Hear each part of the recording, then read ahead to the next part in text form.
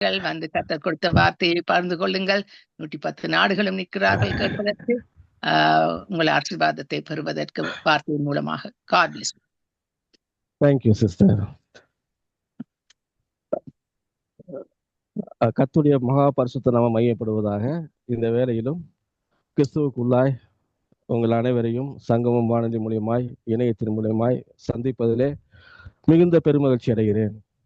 நாம் ஜெபித்து கர்த்தருடைய வார்த்தைக்குள்ளாய் கடந்து செல்வோம். அன்பின் இறக்கமும் மிகுந்த கிருபையுமுள்ள நல்ல தகப்பனே, கர்த்தாவே உம்மை துதிக்கிறோம் ஆண்டவரே. உடைய வாசனம் வெளிச்சம் தருகிறது எப்படி ஆண்டவரே. இந்த வெளிச்சம் உள்ள உடைய வசனத்துக்கு நேராய் வருகிறோம் ஆண்டவரே. கர்த்தாவே எங்கள் பாதைகளை அந்த வெளிச்சம் உண்டாக்குகிறபடி நான் நன்றி செலுத்துகிறோம் ஆண்டவரே. கர்த்தாவே எங்களுக்கு பிழைப்புக்கு ஏற்ற வார்த்தைகள், எங்களுக்கு சமாதானத்துக்கு ஏற்ற வார்த்தைகள், எங்களை போஷிக்கிற தேவனுடைய வார்த்தைகள் ஆண்டவர், எங்கள் வழி நடத்துகிற தேவனுடைய வார்த்தைகளை எங்கள் மத்தியில் நீர் அனுப்பி தர வேண்டுமாய் செபிக்கிறோம். என்னை மரத்தில் நீர் வெளிப்படுத்தும். ஆவிக்கேற்ற முறையிலே இன்னும் அதிகமாய் கிறிஸ்துவுக்குள்ளாய் வளர ஒவ்வொருவரையும் தகுதிப்படுத்துகிறபடி நமக்கு நன்றி. இயேசு நாமத்தில் பிதாவே, ஆமென்.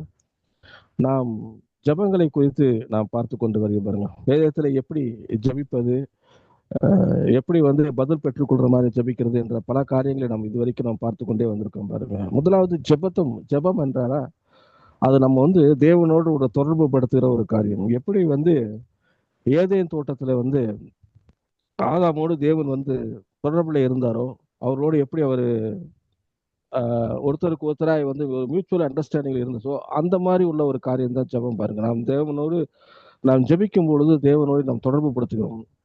நாம் தேவனோட ஒரு ஐக்கியம் உண்டாகிறது. பாருங்க, அது மட்டும் கிடையாது, ஜபிக்கும் பொழுது நாம் நன்றி செலுத்துகிறோம். பாருங்க, நாம் இதுவரைக்கும் கர்த்தர் செய்த நன்மைகளுக்கு நன்றி செலுத்துகிறோம். இனிமேலும் செய்ய போற நல்ல வேலைக்காகவும் நாம் என்ன பண்றோம், தேவனுக்கு நன்றி செலுத்துற ஒரு காரியம் ஜபம். பாருங்க, ஜபத்துல பாருங்க, நம்ம விண்ணப்பம் பண்ணுகிறோம், நமக்கு தேவைகள் கர்த்தருக்கு சொல்லுகிறோம். அந்த தேவைகள் சந்திக்கும்படியா நம்ம விசுவாசிக்கிறோம். பிறருடைய தேவைகளுக்காக ஜெபம் பண்ணுகிறோம், பரிந்து பேசுகிறோம், ஒரு சபைக்காக பரிந்து பேசுகிறோம், ஒரு தேசத்துக்காக நம்ம பரிந்து பேசுகிறோம். அப்ப ஜெபம்ங்கிறது இவ்வளவு பெரிய ஒரு காரியத்தை செய்கிற ஒரு காரியம். நம்ம நாளெல்லாம் வேலைக்கு போறோம், பிரயாசப்படுகிறோம், எந்த வேலையில இருந்தாலும் சரிதான். ஆனா ஜெபிக்கும் பொழுது நமக்குள்ள ஒரு மிகப்பெரிய ஒரு அற்புதம் உண்டாகிறது. பாருங்க, ஜெபிக்கும் பொழுது தேவனுடைய அந்த ஒரு சந்தோஷம், ஒரு பரலோக சந்தோஷம் உண்டாகிறது. ஜெபித்து முடித்த உடனே பாருங்க, நமக்குள்ள ஒரு விசுவாசம் வளர்கிறது, நமக்குள்ள ஒரு தேவ சமாதானம் உண்டாகிறது. அப்பேற்பட்ட ஒரு ஜெபத்துல நான் ஜெபிக்கிற வார்த்தைகள் எவ்வளவு முக்கியமானதா இருக்கும். பாருங்க, அந்த ஜெபிக்கிற வார்த்தைகள் பரலோகம் ரொம்ப கவனித்து கேட்கறது. பாருங்க, நம்ம போய் ஒரு அரசியல் தலைவர் யாராவது பேசும் பொழுதோ, ஒரு அதிகாரிகள்கிட்ட பேசும் பொழுதோ நம்ம என்ன பண்றோம்னா சரியா பேசுவோம். பாருங்க, அங்க போய் நம்ம உளறி பேச மாட்டோம். அங்க போய் உட்காந்துட்டு வீண் வார்த்தையில நம்ம அலப்ப மாட்டோம். பாருங்க, அங்க பேசும்போது அவர் கொடுத்த அந்த அப்பாயின்மெண்ட்ல, அந்த கொடுக்கப்பட்ட அந்த அப்பாயின்மெண்ட் டைம்ல நம்ம என்ன பேசணும், அந்த இடத்துல எப்படி பேச வேணும் அப்படிங்கறதுல நம்ம சரியா இருக்கிறோம். பாருங்க, ஒருவேளை நம்ம புதுசா பார்க்கறது, வீட்டுல இருந்து இங்க இருந்து போகும்பொழுது என்ன பண்றோம், நம்ம இவர்கிட்ட போகும்போது இந்த டைமிங் தான் இருக்கு, அந்த டைமிங்ல நம்ம என்ன பேசணும், அந்த பாயிண்ட்ஸ்ல என்னன்னு சொல்லிட்டு நம்ம என்ன பண்றோம், நம்ம கரெக்டா அக்யூரேட்டா மைண்ட்லயே வச்சுட்டு போய் கரெக்டா நம்ம போய் பேசுறோம். உலகப்புறமான ஒரு அதிகாரி, ஒரு ஜட்ஜு வச்சுக்கோங்களேன், ஒரு ஜட்ஜு, ஒரு டாக்டர், யாரோ ஒருத்தர் பேசும்பொழுது நம்ம என்ன பண்றோம், சுத்தி வளைச்சு பேசாம நம்ம சரியா பேசும் பொழுது அந்த ஜெபிக்கிறது அதை காட்டிலும் ஒரு பயபக்திக்குரிய ஒரு இடம். பாருங்க, ஜெபிக்கும் பொழுது அந்த இப்ப நம்ம வானத்தையும் பூமியும் உண்டாக்கின தேவன்கிட்ட பேசுறோம். வானத்தையும் பூமியும் கிடையாது, சகல ராஜ்யங்களையும் அவர் படைத்தவர், சகல அந்த உலக ஜனங்கள் எல்லாத்தையும் போஷிக்கிற தேவன். அவர் தான் பிரைம், ஒரு சுப்பீரியர். அவர்கிட்ட பேசும் பொழுது ஜெபிக்கிற காரியங்கள் நாம் பாருங்க கருத்தாய் ஜெபிக்க வேண்டும். நான் பேசுகிற காரியத்துக்கு பதில் வருகிற மாதிரி ஜெபிக்க வேண்டும். பாருங்க, அங்க போய் வீண் வார்த்தையில் அனுப்பக்கூடாது. அவர் பேசுகிற ஒவ்வொரு வார்த்தையும் கர்த்தரை கனப்படுத்துகிறதா இருக்க வேண்டும். என்ன காரியத்துக்காக நம்ம போய் ஜெபிக்கிறோமோ அந்த காரியம் சரியான முறையில் இருக்க வேண்டும். பாருங்க, முதலாவது நாங்கள் சமூகத்துல உட்காரும் பொழுது கர்த்தர் செய்த நன்மைகளுக்காக நம்ம தேங்க்ஸ் செய்ய வேணும். அதுக்கப்புறம் தான் விண்ணப்பத்தை நம்ம ஏறெடுக்கணும். எடுத்த உடனே ஜெபத்துல உட்கார்ந்தோன்னா கடை விண்ணப்பத்தை சொல்லக்கூடாது. பாருங்க, நம்ம ஒரு அதிகாரிட்ட அப்படி பேச மாட்டோம். ஆனா கர்த்தரத்துல இன்னும் அதிகமாக நம்ம உண்மையா இருக்க வேண்டும். பாருங்க, அப்படி வேகத்துல பல ஜெபங்களை நம்ம இது வரைக்கும் நம்ம பார்த்து கொண்டு வந்திருக்கிறோம். பாருங்க, அதுல யாக்கோபு நம்ம இப்பொழுது நம்ம பார்த்து கொண்டு வருகிறோம். யாக்கோபு எழுதின புஸ்தகத்துல பாருங்க, 5வது அதிகாரத்துல இப்ப 17வது வசனத்தை இன்றைக்கு நான் பார்ப்போம். பாருங்க, 17, 18. எலியா என்பவன் நம்மை போல பாடுள்ள மனுஷனாய் இருந்தும் மழை பெய்யாதபடிக்கு கருத்தாய் ஜெபம் பண்ணினான். அப்பொழுது 3 வருஷமும் 6 மாதமும் பூமியின் மேல் மழை பெய்யவில்லை. மறுபடியும் ஜெபம் பண்ணினான். அப்பொழுது வானம் மழையை பொழிந்தது, பூமி தன் பலனை தந்தது. ஏற்கனவே இந்த இடத்துல நீங்க 15 வருஷத்துல பார்த்துட்டோம்னா வியாதியை குறித்து முதலாவது போட்டிருக்கிறது. வியாதி உள்ளவர் எப்படி சொஸ்தமடை என்று போட்டிருக்கிறது பாருங்க. அப்பொழுது விசுவாசம் உள்ள ஜெபம் பிணியாளியை ரட்சிக்கும் சொல்லி போட்டிருக்கு. அப்படின்னா அப்படியே சொல்லிட்டு வர ஒரு கண்டினியூஷன் என்ன பண்றேன்னா, நீங்க எப்படி ஜெபம் பண்றதுக்கு முன்னாடி என்ன போட்டிருக்குன்னா, நீங்கள் 16 வசனத்தை பார்த்தோம்னா, நீங்கள் சொஸ்தமடையும்படி ஒரு குற்றங்களை ஒருவேளை அறிக்கை இடணும். ஒரு சொஸ்தமடை நீங்க நீங்க சுகமாகணும், உங்களுக்கு ஜெபத்துக்கு பதில் வேண்டும். அது எப்பேற்பட்ட பிரச்சனையா இருந்தாலும் தான் நம்ம ஒருவருக்கு மன பிரச்சனைகளை வைத்துக் கொள்ளக்கூடாது. ஒருவருடைய பாவங்களை ஒருவர் என்ன பண்ணணும், அவர்களுக்குள்ள போய் அறிக்கை விடணும். அது மட்டும் கிடையாது, நீதிமான ஜெபம் பலனுள்ளதா இருக்குதுன்றாரு. அதற்கப்புறம் எடுத்துக்காட்டா ஒரு ஒரு எல்லாமே எழுதிட்டு நம்ம ஒரு எக்ஸாம்ல படிக்கிறோம் அப்படின்னா, எல்லாமே எழுதிட்டு எக்ஸாம்பிள் இந்த ஒரு காரணம், எக்ஸாம்பிள் இப்படி இருக்கிறாங்க அப்படின்னு சொல்லி எக்ஸாம்பிள் கொடுக்கும் பொழுதுதான் இந்த இடத்துல எலியாவை குறித்து போதிக்க எழுதப்பட்டிருக்கிறது பாருங்க. எலியா நீங்க பாத்துட்டீங்கன்னா பழைய ஏற்பாட்டுல அவரோட பேக்ரவுண்ட் இருக்கும். பழைய ஏற்பாட்டுல ஒரு தீர்க்கதரிசி பாருங்க, இஸ்ரவேல் ராஜாக்கள் மத்தியில ஒரு தீர்க்கதரிசனம் குறித்த ஒரு ஆள். எலியாங்கிறது பழைய 3 முக்கியமான நபர்களை வேதத்துல குறிப்பிடுதுன்னா, முதலாவது மோசையை குறிப்பிடுகிறது, இரண்டாவது எலியாவை குறிப்பிடுகிறது பாருங்க, மூன்றாவது இயேசு கிறிஸ்துவை குறிப்பிடுகிறது. எலியா வாழ்ந்த நாட்கள் கொஞ்சமா இருந்தாலும் ஒரு உயிரோட பரலோகத்துக்கு எடுத்துக்கொள்ளப்படுகிறார். எலியா பாருங்க, அது தீர்க்கதரிசியிலே கொஞ்சம் வித்தியாசமான தீர்க்கதரிசி. பொதுவாக தீர்க்கதரிசிகள் அப்படி எடுத்துக்கிட்டோம் அப்படின்னா, கர்த்தர் என்ன சொல்றாரோ அதை ஜனங்களுக்கு சொல்லுகிறவங்கதான் இந்த தீர்க்கதரிசிகளாக இருந்தார்கள். ஆனா எலியா கொஞ்சம் வித்தியாசம். இவர் என்ன சொல்லுகிறாரோ அதை கர்த்தர் என்ன பண்றாரு, இவருடைய வாயின் வார்த்தைகளை உறுதிப்படுத்துகிறா இருந்தாரு. அப்படின்னா என்ன அர்த்தம்னா, இவர் பேசுகிற காரியங்கள், இவர் சொல்லுகிற தீர்க்க தரிசனங்கள், இது எல்லாமே எப்படி இருக்குன்னா தேவனுடைய ஒரு சித்தத்துக்கு அப்படியே ஒத்தவையா இருக்குது. அதனாலதான் பரலோகமே இவர் சொல்ற தீர்க்க தரிசனத்துக்கு அங்க ஆமேன்னு சொல்ற மாதிரி இருக்கிறது. நீங்க புதிய ஏற்பாட்டுல கூட எடுத்துட்டீங்கன்னா, எலியாவுடைய அந்த ரெஃப்ளெக்ஷன் புதிய ஏற்பாட்டுல அதிகமா இருக்கிறது. நீங்க மல்கியால எலியா தீர்க்கதரிசி மீண்டும் வருவான்னு சொல்லி தீர்க்கதரிசனம் இருக்கிறது. அதை நீங்க பாத்துட்டீங்கன்னா, அது இயேசு கிறிஸ்து யாரை சொல்லுகிறார் அப்படின்றா, இயேசு கிறிஸ்து அடையாளம் காமிக்கிறார். எலியா தீர்க்கதரிசி வந்தாயிட்டு அவர் யாருன்னா யோவான்ஸ்தனான் தான். எலியாவின் தீர்க்கதரிசன ஆவியை பெற்றவன் யோவான்ஸ்தனான் என்று அடையாளப்படுத்துகிறார். அது ஒரு இடத்துல போடப்பட்டிருக்கிறது. அது மட்டும் கிடையாது, நீங்க பாத்துட்டீங்கன்னா இயேசு கிறிஸ்து ஜனங்களை குறித்து ஒரு ரிவ்யூ, ஒரு ஒப்பீனியன் கேட்பாரு பாருங்க. என்னை ஜனங்கள் யார் என்று சொல்கிறார்கள் சொல்லும் பொழுது உடனே சீசர்கள் சொல்கிறார்கள், நீங்க எலியா அப்படின்னு சொல்றாங்க, அல்லது பழைய ஏற்பாட்டுல தீர்க்கதரிசி ஒருவர் வந்திருக்காரு அப்படிதான் சொல்றாங்க அப்படின்றாரு. அதாவது இது ஜீவனுள்ள ஒரு தேவனாகிய கிறிஸ்து அப்படிங்கறது பேதுரு சொல்லுவாரு. ஆனா அவர் அதை தான் எதிர்பார்க்கிறாரு. ஆனா ஜனங்களுடைய பார்வை என்னன்னா, அந்த எலியா தீர்க்கதரிசி மீண்டும் வருவாரு, இயேசு கிறிஸ்து தான் அந்த எலியா தீர்க்கதரிசி. ஏன்னா இவர் இயேசு கிறிஸ்து செய்யற அற்புதங்கள்லாம் பார்த்துட்டீங்கன்னா அது ரொம்ப ஒரு எக்ஸ்ட்ராடினரியா இருக்கு பாருங்க. அதனால மனுஷரால் செய்யக்கூடாத ஒரு அற்புதங்கள், ஒரு அடையாளங்கள் அவர் சாதாரணமா செய்யறாரு. அதை பார்க்கும் பொழுது அவர்களுக்கு எலியா தான் வந்துட்டாரு அப்படின்ற மாதிரி ஒரு ஒரு இது, இயேசு கிறிஸ்து தான் எலியா, அவர் தான் வந்துட்டார். இவர் மேசியாங்கிறத ஜனங்கள் பார்க்கல, இவர் வரப்போற கிறிஸ்து என்பதை அவர் பார்க்கவில்லை. ஆனா இவரை எப்படி பார்த்தார்கள் என்றால், இயேசு கிறிஸ்து எலியா என்ற முறையில தான் பார்த்தார்கள். அது மட்டும் கிடையாது, நீங்க பாத்துட்டீங்கன்னா, நீங்க மறுரூபமலையில பாத்துட்டீங்கன்னா, இவர் மறுரூபமாகும் பொழுது அங்க எலியாவும் மோசேவும் இவரோட பேசுறார்கள், அவரோட சம்பாசிக்கிறதை பார்த்துட்டார்கள். அந்த அளவுக்கு வேதம் எலியா தீர்க்கதரிசிக்கு ஒரு முக்கியத்துவம் கொடுக்கிறது என்றால், எலியா தீர்க்கதரிசி எப்படி தேவனுடைய மனதுக்கு கவர்ந்தவர்களாக இருந்திருப்பாரு ஒண்ணு மட்டும் பாருங்க. அது மட்டும் கிடையாது, நீங்க பாத்துட்டு மூன்றாவது நீங்க எடுத்துட்டீங்கன்னா, இயேசு கிறிஸ்து சிறுவையில பாருங்க, அவர் மறித்து உயிரோடும் போது அவர் சொல்றாரு கடைசியா ஒரு வார்த்தை, ஏழே ஏழு லாமா சபத்கானி என்றார். அதாவது என் தேவனே ஏன் என்னை கைவிட்டீர் அப்படின்னும் போது சுத்தி இருக்கிற ஜனங்கள், அந்த யூத ஜனங்கள் அவங்க என்ன நினைக்கிறாங்கன்னா, இவர் பிதாவை நோக்கி ஜெபம் பண்ணல, இவங்க எலியாவை தான் கூப்பிடுறாரு, பாப்போம் எலியா இவரை ரசிக்கிறாரு பாப்போம் அப்படின்ற மாதிரி இருக்கும். அவங்க ஒரு ஓவர் எக்ஸ்பெக்டேஷன் என்ன எலியா அப்படின்றதுக்கு. ஆனா எலியாவை குறித்து இந்த இடத்துல அப்படி அவர் எப்படின்னா, ஒரு ஒரு தேவனுக்கு அடுத்தபடியாக ஜனங்கள் எலியாவை பார்க்கிறார்கள், இயேசுக்கு சமானமாய் அவர்கள் எலியாவை பார்த்தார்கள். ஆனா இந்த இடத்துல வேத வருஷத்துல இந்த 17 வருஷத்துல போட்டிருக்கு, எலியா என்பவன் நம்மை போல பாடுள்ள மனிதன் போட்டிருக்கு. நம்மை போல ஒரு பாடுள்ள மனுஷன் அப்படின்னா என்ன அர்த்தம் அப்படின்னா, ஒரு சாதாரண ஒரு மனிதன் இருக்காரு, விசுவாசி இருக்கிறாரு, அவருக்குள்ள என்ன ஸ்ட்ரகிள்ஸ் இருக்குது, அவருடைய மைண்ட்ல என்ன ஒரு அப்ஸ் அண்ட் டவுன்ஸ் இருக்கும், அவரோட மைண்ட் வந்து எப்படி ஸ்விங் ஆகும். சில நேரங்களில் வந்து பார்த்தீங்கன்னா ஓவர் விசுவாசமா இருக்கும், திரும்பி பார்த்தா விசுவாசமே இல்லாமல் ஒரு பயத்துக்குள்ள போகும். ஸோ இந்த மாதிரி ஸ்விங் ஆகிட்டு இருக்கிற ஒரு மனுஷன் மாதிரி தான். அவரை பத்தி என்ன சொல்றதுன்னா, இஸ் ஆர்டினரி பர்சன் தான், ஒரு சாதாரண ஒரு ஆளு தான். ஒரு விசுவாசி எப்படி இருக்கிறார், ஒரு சாதாரண மனிதன் எப்படி இருக்கிறார், அவனுடைய மனது எப்பேற்பட்டதா இருக்கும், அவனுடைய பாடுகள் என்ன, அவனுடைய பிரச்சனைகள் என்ன, அவர் ஒவ்வொரு நாளும் சந்திக்கிற காரியங்கள் என்ன, அப்படி சந்திக்கும் பொழுது எப்படி அவனுடைய விசுவாசம் மேலே வந்து சில நேரம் விசுவாசம் குறைகிறது, சில வாரம் பயம் அதிகரிக்கிறது, சாதாரண ஒரு இது. அவர் வந்து பாருங்க, ஒரு விசுவாசியோட மனநிலைமை அப்படிதான் இருக்கும் பாருங்க. சபையில உட்காந்துட்டு இருக்க மாதிரியே விசுவாசி அந்த வாரம் முழுவதும் இருப்பார், நம்ம எதிர்பார்க்க முடியாது பாருங்க. சபையில இருந்து வெளியே வந்த உடனே உள்ள இருக்கிற விசுவாசி வேற, சபைக்கு உள்ள இருக்கிற விசுவாசி வேற. சபைக்கு உள்ள இருக்கும் பொழுது பயங்கர விசுவாசம் இருக்கும், அந்த பிரசங்கத்தை கேட்கும், அந்த ஆராதனை இருக்கும் பொழுது நமக்குள்ள ஒரு ஒரு ஒரு உற்சாகம் இருக்கும், ஒரு விசுவாசம் ஒருபடி மேல வரும் பாருங்க. ஆனா சபையை விட்டு வெளியே வந்து மறுபடியும் அதே பழைய ஆட்கள், பழைய பிரச்சனை, பழைய சூழ்நிலைகள் எல்லாமே அப்படியே மாறாமல் இருக்கும் பாருங்க. அப்ப நம்முடைய மூடு அப்படியே டவுன் ஆயிடுது, நம்முடைய விசுவாசம் அப்படியே குறைய ஆரம்பிக்கிறது பாருங்க. இந்த இடத்துல அதைத்தான் எழுதப்பட்டிருக்காரு, எலியா என்பவன் நம்மை போல பாடுள்ள மனுஷன். அப்படின்னா என்ன அர்த்தம்? எலியாங்கிறது வந்து நீங்க எக்ஸ்ட்ராடினரியா திங்க் பண்ணாதீங்க, அவர் தீர்க்கதரிசி தான். ஆனா அவருக்கு கர்த்தரை பிரியப்படுத்துற ஒரு காரியங்கள் இருந்தது அவரோட வாழ்க்கையில.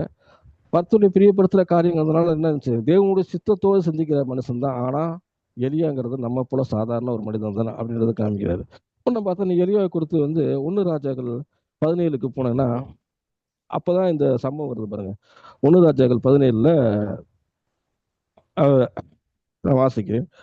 1வது வசனம். கிளையாத்தின் குடிகளை திஸ்பியா எலியா ஆகாபை நோக்கி, என் வாக்கின்படியே அன்றி இந்த வருஷங்களில் பனியும் மழையும் பெய்யாதிருக்கும் என்று இஸ்ரவேலின் தேவனுக்கு கர்த்தருக்கு முன்பாக நிற்கிற அவருடைய ஜீவனை கொண்டு சொல்லுகிறேன் என்றார். இந்த வசனத்துக்கு முன்பாக நீங்க ஆகாபை பார்க்கணும். ஆகாப் அப்படின்றது வந்து பாத்தீங்கன்னா ஒரு இஸ்ரவேலுடைய ராஜா. அவரை பாருங்க, சீதோனியில இருந்து எஸ்ஸபேல் அப்படின்ற ஒரு அவருடைய மனைவி பேர் எஸ்ஸபேல் பாருங்க, சீதோன் தேசத்தை சேர்ந்தவர் பாருங்க. அவள் வந்து பாருங்க ஒரு பொல்லாத ஒரு மனுஷியா இருக்கிறார் பாருங்க. அந்த ஆகாப்புங்கிறது வந்து பாத்தீங்கன்னா இருக்கிறதுலே ஆகாபை குறிச்சு வந்து நல்ல ஒரு காரியமே பண்ணவர், ஒர்ஸ்டான ஒரு ராஜா, அவ்வளவுதான். அவர் பாகால் தீர்க்கதரிசி கர்த்தரை விட்டுட்டு பாகால் தேவனுக்கு வந்து முதலிடம் கொடுக்கிறாரு. கர்த்தருடைய தீர்க்கதரிசிகளை விட பாகால் தீர்க்கதரிசிகள், ஏன்னா இவ வந்து பாகால் வந்து எசபேல் மூலியமா வந்த ஒரு ஆட்கள் பாருங்க, அவங்களுக்கு தான் முக்கியத்துவம் கொடுக்கிறாரு. அப்பேற்பட்ட ஒரு ஒரு இதுவா இருக்காரு. இந்த சமயத்துல தான் என்ன பண்றாரு, அந்த இடத்துல இஸ்ரவேலின் தீர்க்கதரிசியாக யார் வருகிறார் அப்படின்னா எலியா வர்றாரு.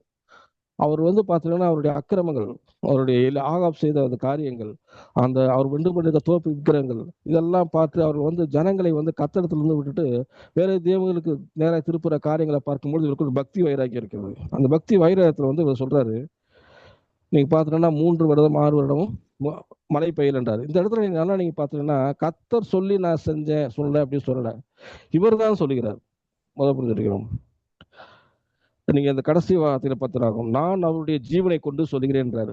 இயேசுவின் நாமத்துல அவருடைய ஜீவனை கொண்டு, அவருடைய பிதாவை ஜீவனை கொண்டு நான் சொல்றேன், 3 வருஷம் 6 வருஷம் மழை பெய்யாது, அந்த அளவுக்கு ஒரு பஞ்சம் வந்து வரும். ஏன்னா அந்த அளவுக்கு காரியங்கள் எப்படி இருக்கு, நீங்க வந்து ரொம்ப ஒஸ்டா செய்றீங்க அப்படின்ற மாதிரி வந்து அவர் வந்து சொல்றாரு பாருங்க. அதுல வந்து முக்கியமான வசனம் பார்க்கணும்னா, என் வாக்கின்படியே, எலியாவின் வாக்கை வந்து தேவன் வந்து இந்த இடத்துல வந்து உறுதிப்படுத்துறாரு. அவர் சொன்னபடி என்னன்னு அந்த இடத்துல வந்து மழை பெய்யல பாருங்க. இன்னொரு காரியம் பார்த்தோன்னா, அவன் வந்து இஸ்ரவேலின் தேவனுக்கு கர்த்தருக்கு முன்பாக நிற்கிற அப்படின்றாரு. அப்புறம் என்ன அர்த்தம், நான் வந்து எப்பொழுதுமே தேவனுக்கு முன்பாக நிற்கிற ஒரு தீர்க்கதரிசி அப்படின்றாரு. என்னுடைய வாழ்க்கையில நான் தேவனை வந்து முதலிடம் கொடுக்குறேன், அவருக்கு முன்பாக நிற்கிற ஒரு ஆளு நான் வந்து என்னுடைய வார்த்தையில வந்து அவர் வந்து உறுதிப்படுத்துறேன்றாரு. அப்ப அவர் வந்துக்குள்ள வந்து பாத்தீங்கன்னா ரொம்ப ஒரு பக்தி வைராக்கியம் உள்ள ஒரு ஒரு ஆள் பாருங்க. தேவனுக்காக நிக்கணும், தேவனுடைய சித்தம் இந்த பூமியில் நடக்கணும், கர்த்தர் எப்படி வந்து அந்த இஸ்ரவேல் தேசத்தை வச்சிருக்கணும் அப்படின்னு நினைக்கிறாரோ அந்த மாதிரி நடக்கணும் அப்படின்ற மாதிரி தான் இருக்கிறாரு பாருங்க. அந்த நேரத்துல தான் என்ன பண்றாரு, அவர் வந்து ஆகாப்ட வந்து ஒரு எச்சரிக்கையா சொல்றாரு, நான் சொல்றேன் உங்களுக்கு 3 வருடம் 6 மாசம் என்ன இடத்துல மழை பெய்யாது, பனியும் பெய்யாது, உங்களுக்கு ரொம்ப ட்ரையா தான் இருக்கும் அப்படின்னு சொல்லிட்டு வந்து சொல்றாரு. இவர் சொன்ன வார்த்தைகள் பாருங்க, கருத்தா அவர் பேசுகிற வார்த்தைகள் வந்து கர்த்தர் அந்த இடத்துல உறுதிப்படுத்துறாரு. மழை பெய்யல, எதிராகலாம். உடனே என்ன சொல்றாரு பாருங்க, கர்த்தருடைய ஆவியானவர் என்ன பண்றாருன்னா இவரை கொண்டு போய் என்ன பண்றாரு, கேரி தாற்றங்களில போய் வந்து ஒளிந்து கொண்டு நின்றாரு. ஏன்னா வந்து இவருக்கு வந்து ஆகாபை பத்தி தெரியும், எசபலை பத்தியும் தெரியும். அது மட்டும் கிடையாது, இவரை போஷிக்கணும், இவரு இறந்துடக்கூடாது, அதனால கேரி தாற்றங்கள்ல போன்றாரு. அந்த இடத்துல அற்புதமா காகங்கள் மூலமா இவர் வந்து போஷிக்கிறாரு பாருங்க. மறுபடியும் என்ன பண்றாரு, ஆற்றின் தண்ணீர் வற்றி போனதுக்கு அப்புறம் வந்து சாரிபாத்து ஊருக்கு வந்து அங்க ஒரு விதவை இடத்துல வந்து தங்குறாரு. அந்த விதவைகள் வந்து பாருங்க, அவங்க வந்து ரொம்ப ஒரு புவர் ஸ்டேட்ல இருக்கிறாங்க. தன்னுடைய மகனுக்கும் தனக்கும் இடையில வந்து கடைசி ஆகாரம் இருக்கு, அதை சாப்பிட்டு சேர்த்து போகலாம் தான் அப்படிதான் அவங்க நினைக்கிறாங்க. ஆனா இவர் வந்து பாருங்க அவங்களுக்கு குடும்பத்துக்கு பாரமா இல்லாம அந்த குடும்பத்துக்கு ஒரு ஆசீர்வாதமா இருக்கிறாரு. அந்த பஞ்சம் அந்த 3 வருடம் 6 மாதம் பஞ்சம் வந்து முடிகிற வரைக்கும் வந்து இவர் என்ன பண்றாருன்னா அவங்க வீட்டுல தங்கி இருந்து அந்த எண்ணெயையும் அந்த இதையும் மாவையும் ஆசீர்வதிக்கிறாரு பாருங்க. கடைசி வரைக்கும் அது தீரல, எடுக்க எடுக்க வர்ற அளவுக்கு வந்து ஒரு ஆசீர்வாதம் அவங்க குடும்பத்துல இருந்துச்சு பாருங்க. இவர் மட்டும் வந்து இவரை விட கர்த்தர் வந்து போஷிக்கிறாரு. இவர் போஷிக்கிறது மட்டும் கிடையாது, இவருடைய வார்த்தைகளை வந்து உறுதிப்படுத்துகிறாரு. அது மட்டும் கிடையாது, நீங்க பாத்தீங்கன்னா 19வது அதிகாரத்துல வந்து எலியா வந்து பாருங்க 10வது வசனத்துல போட்டிருக்கேன்.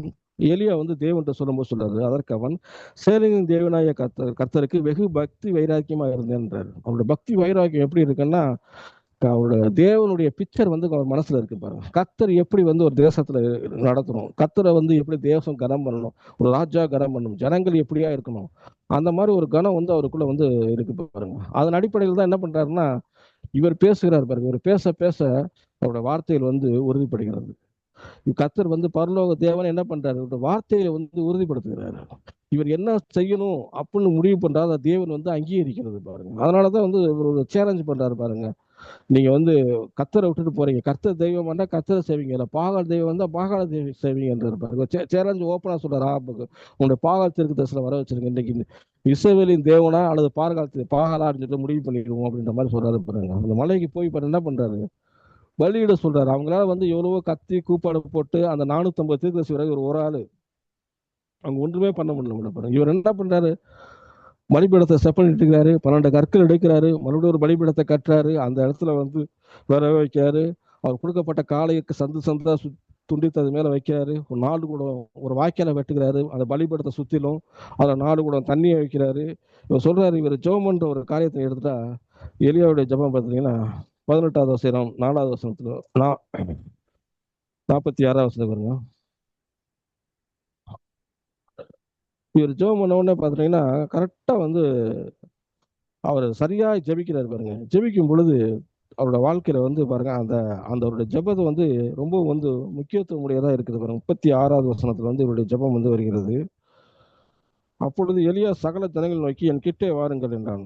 சகல ஜனங்களும் அவர் கிட்டே வந்த பொழுது தற்கப்பட்ட கர்த்தருடைய பலிபீடத்தை அவருக்கு செப்பனிட்டு உனக்கு இஸ்ரவேல் என்று பெயர் இருப்பதாக என்று சொல்லி கர்த்தருடைய வார்த்தையின்படியே யாக்கோபின் புத்தருடைய உண்டாகின கோத்திரத்தின்படி இயக்கத்தின்படியே 12 கற்களை எடுத்து அந்த கற்களினாலே கர்த்தருடைய நாமத்துக்கென்று ஒரு பலிபீடத்தை கட்டி பலிபீடத்தை சுற்றிலும் தானியம் அளக்கிற 2 படி விதை விதைக்கத்தக்கதா இடமான ஒரு வாய்க்காலை உண்டாக்கினான். விறகுகளை அடுக்கி ஒரு காளையை சந்து சொந்தா துண்டிட்டு விறகுகள் மேல் வைத்தான். பிற்பாடு அவன் நீங்கள் 4 குடம் தண்ணீர் கொண்டு வந்து சர்வாங்க தகனபடி மேலும் விறகுகள் மேலும் ஊற்றுங்கள் என்றான். பின்பு 2 தரமும் அப்படியே ஊற்றுங்கள் என்றான். இரண்டாம் தரமும் அப்படி 8 குடம் தண்ணி ஒன்று எடுத்து பாருங்க. 2வது தரம் ஊற்றினார்கள். அதற்கு பின்பு மூன்றாம் தரமும் அப்படியே ஊற்றுங்க. அப்ப 12 குடம் வந்து ஆயிடுச்சு.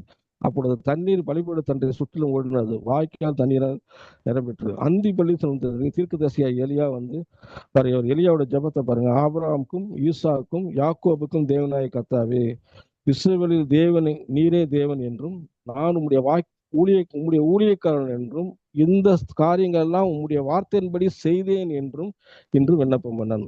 கர்த்தாவே நீர் தேவனாய கர்த்தர் என்றும் தேவரீர் தங்கள் இருதயத்தை மறுபடியும் திருப்பினீர் என்றும் இந்த ஜனங்கள் அறியும்படிக்கு என்னை கேட்டருளும் என்றான். அப்பொழுது கர்த்தரிடத்திலிருந்து அக்கினி இறங்கி அந்த சர்வாங்க தண்ணிகளையும் விறகுகளையும் கற்களையும் மண்ணையும் பச்சித்து வாய்க்கால் இருந்த தண்ணியெல்லாம் நக்கி போட்டது.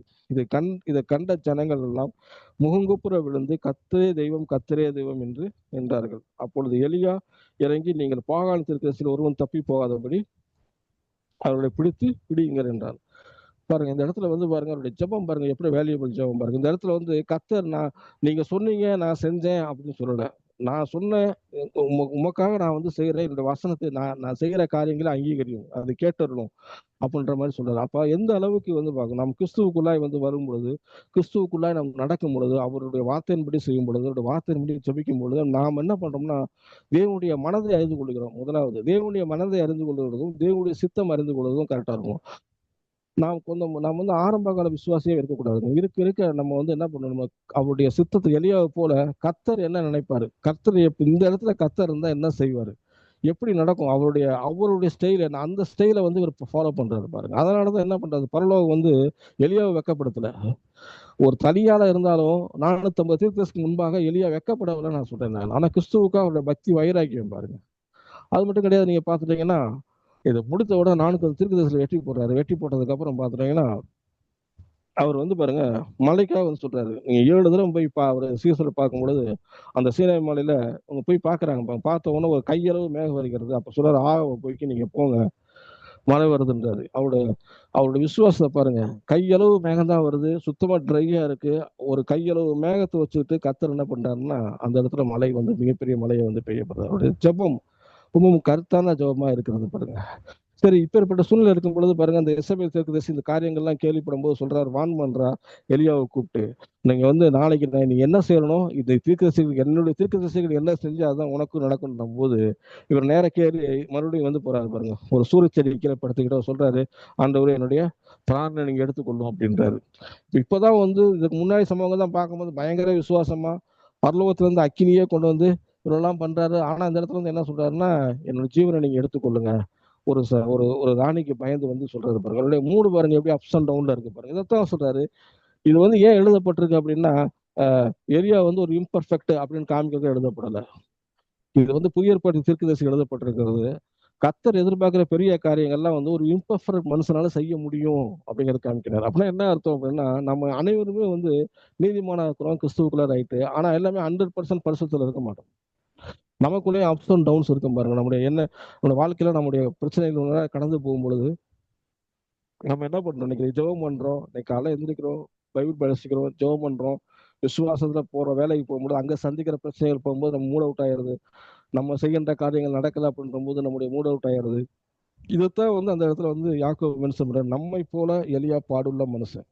அப்படின்னா என்ன அர்த்தம், நம்மை போல பாடுள்ள மனுஷனா இருந்தும் எலியாவால கர்த்தருக்கு தேவனுக்கு முன்பாக நின்று கர்த்தருக்கா இவ்வளவு பெரிய காரியங்களை சாதிக்க முடியுன்றார். இன்னைக்கு உங்களையும் என்னால என்ன முடியும் அப்படிங்கறத காமிக்கிறதுக்காக தான் சொல்றாரு. அது பாருங்க, இயேசு கிறிஸ்து வந்து நமக்கு வந்து ஒரு மிகப்பெரிய ஒரு தகுதி இருந்தா தான் நீ கிறிஸ்துவுக்குள்ள வரணும் அப்படின்னு சொல்லி ஒரு குவாலிபிகேஷனை வந்து அவர் வந்து இது பண்ணல பாருங்க. குவாலிபிகேஷன் வந்து நீங்க பெருசா வந்து குவாலிபிகேஷன் வளர்த்துக்கோன்னு சொல்லல. நீ கிறிஸ்துவுக்குள்ள வளரணும், உங்க குவாலிபிகேஷன் பண்றது அவர் குவாலிஃபைட் பண்றாரு உங்களுக்கு. அதனாலதான் வந்து எலியா கொடுத்தொலி போட்டுருக்குது. அது மட்டும் கிடையாது, இயேசு கிறிஸ்துவை நீங்க பாருங்களேன். இப்ப எலியா எப்படி வந்து அந்த சூரத்தடி கீழே வந்து என்னை வந்து எடுத்துக்கொள்ளும் அப்படின்னு சொல்ற மாதிரி தான் நீ யோனாவை எடுத்துட்டீங்கன்னா, இந்த யோனாவை வந்து ஆமணக்கு செடிக்கு கீழே அவரும் சொல்லுவார், இந்த ஜனங்கள் வந்து திருந்திட்டாங்க, நீங்க வந்து அறிக்கல ஏன் ஜீவனை எடுத்துக்கொள்ளுங்கன்றாரு. அப்ப பழைய ஏற்பாடு தீர்க்கதரிசிகளை நீங்க பாத்துட்டீங்கன்னா அவர்கள் நம்ம போலதான் இருக்கிறாங்க.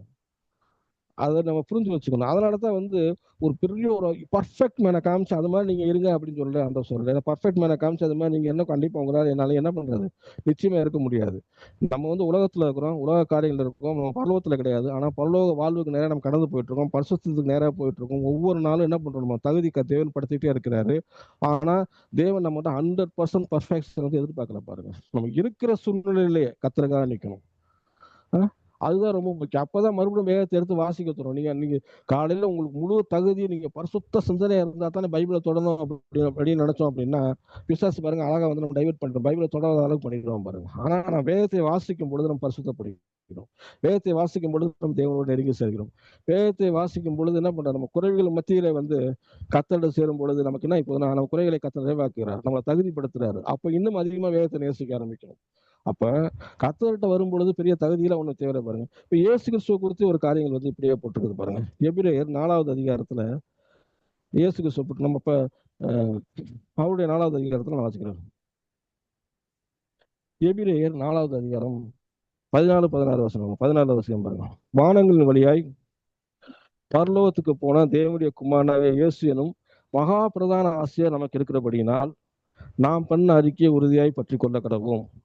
நம்முடைய பலவீனங்களை குறித்து பரிதபிக்க கூடாத பிரதான ஆசிரியர் நமக்கிராமல் எல்லாவற்றிலையும் நம்மை போல சோதிக்கப்பட்டும் பாவம் இல்லாத பிரதான ஆசிரியர் நமக்கு இருக்கிறார். நாம் இரக்கத்தை பெறவும் ஏற்ற சமயத்து சகாயம் செய்யும் கிருபை அளவும் தைரியமாய் கிருபாசனு கிட்ட செல்லும். சொல்றாரு, நம்முடைய பலவீன குறித்து வந்து சில பேர்லாம் இருக்கிறாங்க பாருங்க, நம்முடைய சபைகள்லயே எடுத்து இருப்பாங்க, சில பேர் சூப்பர் பரிசுத்தவான்கள் சில பேர் இருப்பாங்க. அவர்கள் வந்து பாருங்க நம்மகிட்ட வந்து பர்ஃபெக்ஷன் எதிர்பார்ப்பாங்க. ஆனா நம்ம என்ன பலவீனம்ன்றத வந்து அவங்க வந்து நம்முடைய கஷ்டம் என்ன, சூழ்நிலை என்ன இதெல்லாம் பார்க்க மாட்டாங்க. இல்லைங்க நீங்க வந்து நல்லா பரிசுத்தமா இருக்கணும் அதைத்தான் இருப்பாங்க ஒழிய அந்த மாதிரி வந்து பார்க்க மாட்டாரு பாருங்க. யூத ஜனங்களே அந்த மாதிரி ஆசாரிகள் நிறைய பேர் இருப்பாங்க. அவங்களாம் தான் பர்ஃபெக்டா இருக்கிறோம் அதே மாதிரி தான் அடுத்தவங்கள்ட்ட பர்ஃபெக்ஷன் எதிர்பார்ப்பாங்க. அந்த இடத்துல அதைத்தான் இதுதான் கிளியரா போட்டுருக்கு. நம்முடைய பலவீனங்களை குறித்து பரிதபிக்க கூடாத பிரதான ஆசாரியா நமக்கு ராமன். நம்ம பலவீனத்தை பிடிச்ச அவர் வந்து கண்டுக்காம போகணும். நம்ம பலவீனம் என்னன்றது வந்து என்ன பண்றாரு இயேசு கிறிஸ்துவுக்கு நல்லாவே தெரியும். நம்ம எதுல ஸ்ட்ரென்த்தா இருக்கோம், எதுல வீக்கா இருக்கோம், எதுல அப்ஸ்ல இருப்போம், எதுல டவுன்ல இருப்போம், நம்ம மூடு எப்படி ஸ்விங் ஆகும், அது எல்லாமே கர்த்தருக்கு நன்றாக தெரியும். அது சொல்றாரு பார்த்தீங்க, எல்லா விதத்திலும் நம்மை போல சோதிக்கப்பட்டும். அப்படின்னா என்ன அர்த்தம்னா இயேசு கிறிஸ்துவையும் வந்து ஒரு சாதாரண மனுஷனோட கம்பேர் பண்றாங்க. ஏன்னா இயேசு கிறிஸ்து இந்த பூமிக்கு வரும்பொழுது 100% மனிதனா இருந்தார், 100% தேவனாக இருந்தார். மனிதனுக்குரிய எல்லா பிரச்சனைகளும் இயேசு கிறிஸ்துவுக்கும் இருந்தது. இயேசு கிறிஸ்துவுக்கு பசி உண்டாயிற்று. இயேசு கிறிஸ்து கெத்செமனே தோட்டத்துல போய் ஜெபம் பண்றாரு, இந்த பாத்திரம் விட்டு நீங்க கிடவுது அப்படின்றாரு. அவருக்குள்ளே ஒரு மன போராட்டங்கள் இருந்தது. இயேசு கிறிஸ்து தன்னுடைய சொந்த கிராமங்களுக்கு போய் அவர் ஊழியம் செய்யும் பொழுது அவர் ஏற்றுக்கொள்ளல. ஜனங்களால அவர் இது பண்றாரு. இயேசு கிறிஸ்து கடைசி வரைக்கும் அவர் மேசியா என்று அங்கீகரிக்கல. அவர்களை வந்து தீர்க்கதரிசி ஒரு என்று நினைத்து கொண்டார்கள் பாருங்க. அவர் தேவன் என்பது ஏற்றுக்கொள்ள, தேவனுடைய குமாரன் என்பது ஏற்றுக்கொள்ளல. பல இடங்கள்ல இயேசு கிறிஸ்துவை கல்லெறிகிறதுக்கு வர்றாங்க. அவர் அவர்கிட்ட மறைந்து போனான்னு சொல்லி போட்டிருக்கிறது. அவர் பாருங்க, அவருக்குள்ள பாருங்க இந்த பிரச்சனை எல்லாம் அவர் என்ன பண்றாரு, மாற்றம் இந்த பாடுகளை சரி பண்ண என்ன பண்றாரு, ஒவ்வொரு நாளும் தனிப்பட்ட முறையில் போய் தேவ சமூகத்துல உட்காந்து ஜெபிக்கிற மனிதனாக வந்து இயேசு கிறிஸ்து இருக்கு. அதான் இந்த இடத்துல போட்டிருக்கு. எப்படி எலியாவை குறித்து வந்து நம்மை போல பாடுள்ள மனுஷன் போட்டிருக்கோம், அதே மாதிரி இடத்துல போட்ட பாருங்க இயேசு கிறிஸ்து என்ன பண்றாருன்னா நம்மை போல சோதிக்கப்பட்ட மனுஷன். நீங்க சோதனை எடுத்துட்டீங்கன்னா பிசாசு வந்து நீங்க தேவனுடைய குமாரனா தலை குதின்றாங்க. நீங்க தேவனுடைய குமாரனா அப்பங்களை நீங்க சாப்பிடுன்றாங்க. அவருக்குள்ள ஒரு சோதனைகள் வருது. பிசாசு வந்து எப்படி வந்து நம்மளை சோதனைப்படுத்துறாங்க, சோதனை வந்து கொடுக்குறாரு. இந்த உலகத்து ராஜ்யங்களை காமிக்கிறான் பிசாசு வந்து. மத்திய 4 படுத்தீங்கன்னா சோதனை 3 சோதனைகளுக்கு முன்னாடி கடந்து போறாரு. 40 நாளுக்கு வந்து சாப்பிடல, பசியா இருக்கிற சூழ்நிலை வந்து என்ன பண்றாரு, அப்பங்களாகுன்றாரு. அப்ப இயேசு கிறிஸ்து வந்து இந்த இடத்துல வந்து ஒரு தேவனுடைய ரெப்ரசன்டேட்டிவா நமக்கு இருந்தாலும் ஒரு சாதாரண மனிதன் பட்ட பாடுகள் எப்படியோ அந்த பாடுகள் மூலியம் தான் நம்ம கடந்து போயிட்டு இருக்காரு. அவர் பெரிய ஒரு அரண்மனையில பிறக்கல, ஒரு சுகபால்வு வாழல, அவர் சாதாரண ஒரு வீட்டுல பிறக்கிறாரு. ஆனா அதன் மத்தியிலும் பிதாவின் சித்தத்தை வந்து செய்கிற மனிதனா இருக்கிறாரு பாருங்க. அதன் மத்தியிலும் ஒரு அற்புதங்கள் செய்யறாரு, அடையாளங்கள் செய்யறாரு. அவர் அந்த சாதாரண அந்த ஒரு சூழ்நிலை வந்து அவர் மாறல. ஏன் அப்படின்னா நம்முடைய கஷ்டம் என்னன்றது வந்து அவர் வந்து நம்ம ஸ்தானத்துல நின்று அனுபவித்து பார்க்கறதுனாலதான் அவருடைய ரட்சிப்பை வந்து நம்ம இன்னைக்கு ருசி பார்க்கிறோம் பாருங்க. நமக்கு நம்மளுடைய பிரச்சனை என்னன்றது அவருக்கு தெரியும். இன்னைக்கு ஜெபத்துல உட்காரும் பொழுது நம்ம வந்து அவரை வந்து ஒண்ணுமே பேச முடியாது. ஏன்னா ஜெபத்துல நம்ம உட்காரும் பொழுது என்னுடைய பிரச்சனைகளை காட்டிலும் என்னுடைய பாடுகளை காட்டிலும் அவருடைய அவர் பட்ட பாடுகள் வந்து பெரியது பாருங்க. சிலுவையில கல்வாரி சிலைகளை இன்றைக்கு நீங்க நானும் தாங்க மாட்டோம். உலகத்தின் பாவத்தையே சுமந்து தீர்த்த தேவாட்டுக்குட்டி அவர் இன்றைக்கும் பரலோகத்திலே மனிதனாக இருக்கிறார். அதை புரிஞ்சு வச்சுக்கோங்க. நம்முடைய ரெப்ரசன்டேட்டிவா வந்து இருக்கிறார், நமக்காக பரிந்து பேசுகிறார். ஏன் பரிந்து பேசுகிறார் நமக்காக? அவர் ஒரு சுப்பீரியர் காடு தானே. நம்ம ஸ்தானத்துல இருந்து நம்முடைய பிரச்சனைகளை அறிந்து கொண்டாரு. அதே மாதிரிதான் எலியாவும் நம்ம ஸ்தானத்துல பிறந்து நம்ம மாதிரி பிரச்சனையா இருந்தா அவர் என்ன பண்றாரு, அவர் கிறிஸ்துவுக்காக வைராக்கியம் இருக்கார், தேவனுக்கு முன்பாக நிற்கிறார்.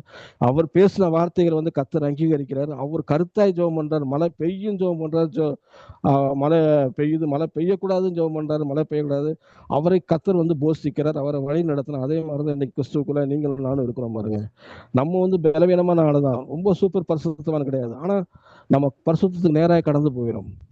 அவருடைய சித்தத்துக்கு நேரப்படுவதற்கு நம்முடைய ஒரே இது என்னன்னா, நம்ம கொடுக்கப்பட்ட ஒரே டார்கெட் என்ன, அவருடைய எண்ணங்கள் என்ன, அவருடைய சித்தங்கள் என்ன, அதை வந்து பண்ண போகுது. நம்ம எந்த பலவீனத்துல இருக்கிறோம், பலமா இருக்கிறோமா, நம்ம எங்க பிறந்திருக்கிறோம், நம்மளுடைய ஃபேமிலி பேக்ரவுண்ட் என்ன, நம்ம தனியா இருக்கிறோமா இல்ல குடும்பமா இருக்கிறோமா, அதெல்லாம் முக்கியம் கிடையாது. கர்த்தருடைய சித்தத்துல நிக்கிறோமா, தேவனுடைய இதயத்தை அறிந்து கொள்வதற்காக அவங்களுடைய ஜெபம் எப்பேற்பட்டதா இருக்குது, கர்த்தரை பிரியப்படுத்துற காரியமா இருக்கா, அந்த மாதிரி நம்ம இருக்கும் பொழுது நாம் நடக்கும் பொழுது என்ன பண்ணுறதுன்னா கர்த்தர் நம்முடைய நம்முடைய பேக்ரவுண்ட் எல்லாம் பாக்குறது, எனி கண்டிஷனா இருக்கட்டும், எனி சுச்சுவேஷனா இருக்கட்டும், நம்முடைய மூடு எப்படி இருக்கட்டும், கர்த்தருக்காக நின்றோம், தேவனுக்கு முன்பாக நம்ம நிக்கிறோம் அப்படின்னா கர்த்தர் நம்முடைய வார்த்தையில உறுதிப்படுத்துவார், நம்முடைய ஜெபங்களுக்கு நிச்சயம் பதில் வரும். அப்படின்னா என்ன அர்த்தம், நம்ம ஜெபத்துல உட்காரும் பொழுது அது குவாலிஃபிகேஷன் ஒன்னே ஒண்ணுதான், விசுவாசம் தான், வேற எதுவுமே கிடையாது. விசுவாசத்துக்கு பின்னாடி பெரிய ஒரு குவாலிஃபிகேஷன்லாம் எதிர்பார்க்கவே இல்லை. நம்ம சாதாரண வீட்டுல பிறந்திருந்தாலும் சாதாரண இடத்துல இருந்தாலும் உங்களால ஜெபிக்க முடியும். அந்த ஜெபத்துக்கு கர்த்தர் பரலோகம் செவி திறந்திருக்கும் பாருங்க, அவர் காது கொடுத்து கேட்கும், அதற்கு பதில் தருகும். எலியாவின் ஜெபத்துக்கு எப்படி பதில் தருகிறதோ அதே மாதிரிதான். அதான் சொல்றேன் நான், வேதத்துல வந்து எலியா என்பது நம்மை போல பாடுள்ள மனுஷன். இயேசு கிறிஸ்துவும் பாருங்க நம்மை போல பாடுபட்டார். நீங்க 2வது அதிகாரத்துல பாத்துட்டீங்கன்னா அருமையான வசனம் போட்டு, 2வது அதிகாரத்துல வந்து எபிரேயர் 2வது அதிகாரத்துல பாருங்க, அவர் 18வது வசனம், அவர் தாமே சோதிக்கப்பட்டு பட்ட பாடுகளாலே அது சோதிக்கப்படுகிறதுக்கு உதவி செய்ய வல்லவராக இருக்காரு. அப்ப நீங்க நம்ம சொல்லலாம், பழைய ஏற்பாடு திருக்கசிலாம் பார்க்கும்போதெல்லாம் ஒரு சுப்பீரியருங்க, நமக்கு வந்து என்ன தெரியுது, என் கஷ்டம் என்னென்ன புரியுது, அவர்களுக்கு தெரியுமா, நான் என்ன சூழ்நிலை இருக்குன்னு அவருக்கு தெரியுமா, என்னால வந்து தேவனுக்கு எழுந்து பிரகாசிக்க முடியுமா அப்படின்னு நம்ம சொல்றாரு. அவரும் சோதிக்கப்பட்டார், இயேசுவும் சோதிக்கப்பட்டார்.